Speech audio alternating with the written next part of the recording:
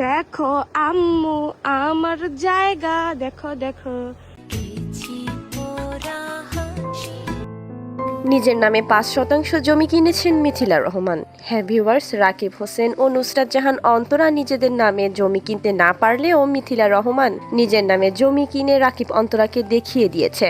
আর সেই জমির ওপরই ভবিষ্যতে বাড়ি করার পরিকল্পনা জানিয়েছেন মিথিলা রহমান। রাকিব অন্তরা ও মিথিলা ইয়াসিনের মধ্যকার মনোমালিন্যের কথা আমরা সবাই জানি। সম্প্রতি মিথিলা রহমান তার ভিডিওতে নিজের কেনা জমি সবাইকে দেখিয়েছেন। তবে বিষয়টি শুধু জমি কেনার মধ্যেই সীমাবদ্ধ নয়। ভিডিওটি দেখার পর অনেকেই প্রশ্ন করেছেন, মিথিলা কি তাহলে এবার নিজের সামর্থ্য ও সফলতা রাকিব হোসেন ও নুসরাত জাহান অন্তরার পরিবারকেও দেখিয়ে দিতে চাইছেন? কারণ মিথিলা রহমান জানিয়েছেন তিনি নিজের নামে ৫% জমি কিনেছেন, আর সেই জমির ওপর বাড়ি করার পরিকল্পনাও রয়েছে তার। অর্থাৎ ভবিষ্যতে নিজের উপার্জনে কেনা জমির ওপর স্বপ্নের বাড়ি তৈরি করবেন মিথিলা রহমান। এখন সবচেয়ে বেশি আলোচনা হচ্ছে অন্য জায়গায়। মিথিলা রহমানের এই জমি কেনার বিষয়টি কি শুধুই নিজের ভবিষ্যতের জন্য, নাকি এর মাধ্যমে তিনি রাকিব অন্তরার পরিবারকে একটা বার্তাও দিতে চেয়েছেন?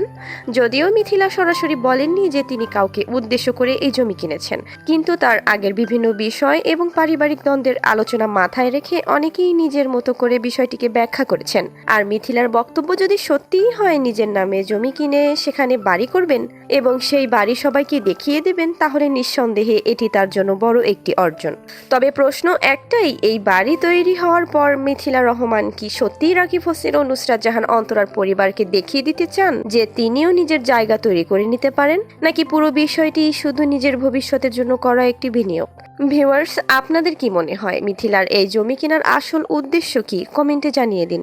ভিডিওটি ভালো লাগলে একটি লাইক দিন, শেয়ার করুন। সকল সেলিব্রিটি ইউটিউবারদের ভাইরাল আপডেট পেতে চ্যানেলটি সাবস্ক্রাইব করে রাখুন। ধন্যবাদ।